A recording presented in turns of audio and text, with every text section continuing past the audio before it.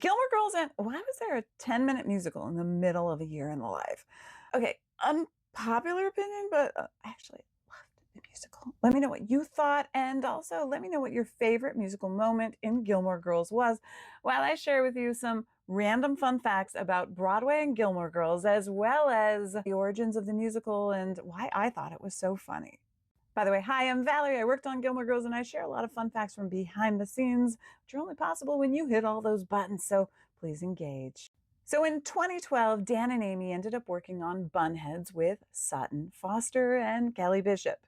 Fun fact, Kelly Bishop won a Tony for Chorus Line, the same year that Ed Herman, her TV husband, won a Tony for a show called Mrs. Warren's Profession. Sutton won Tonys for Thoroughly Modern Millie and Anything Goes. After Bunheads, Sutton introduced Janine Tesery to the Palladinos. Janine Tesery had done Fun Home as well as Thoroughly Modern Millie. Janine got to know Dan and Amy through Sutton, and they ended up coming on as producers for a show called Violet that Janine was working on. Didn't end up working out, but several years later, when they were working on A Year in the Life, they reached out, said, hey, can you write songs for the musical? Now here's a little fun little Easter egg, but Sutton's character on A Year in the Life, the name Violet, after the play that they had all worked together. So they wrote the lyrics, she would write the music, literally like overnight. They would give her stuff, they would do it, and then they would send it back, they would work on it, and then we would shoot it. The whole point of the musical was it was never supposed to be good. It was supposed to be Taylor's version of the greatest musical in the entire world, and that this whole little town is like, this is amazing, even though Lorelai is clearly the only one that could see through the crap. Meanwhile, you have Broadway caliber talent.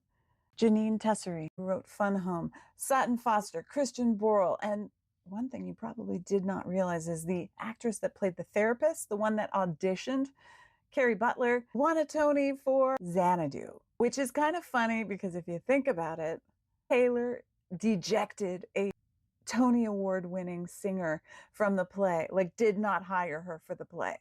But why did it have to be so bad? I mean, that's the whole joke. The joke is that you have literally this small town putting on a production with Broadway caliber talent. Like, who hasn't been roped into seeing some play that you really didn't want to be there? And everyone is like, oh my God, this is the best thing in the world. And you're like, this sucks. The funny thing about that is Gilmore Girls was no stranger to music. There was a lot of musical moments throughout the show, which is why I say, what was your favorite? Mine, probably Fiddler on the Roof. I mean, think about it. Fiddler on the Roof. Kirk playing Tevye. And that whole thing, that was 6 minutes out of a 43-minute show, and you're complaining of 10 minutes out of an hour and a half? In order to get the joke, you actually needed to sit through that performance. Meanwhile, you have Brad, the actor that played Brad, Adam Wiley.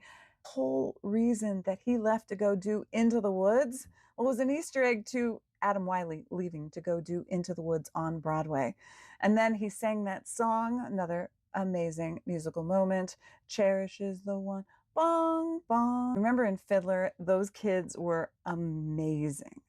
The kids that were in Fiddler, some of them were also in the Pippin musical moment that happened at the end of We Got Magic to Do. And then you got that moment with that whole performance that Kirk does. And I think that Lorelai sums it up the best. If you think about it, it's moments like this that make life worth living.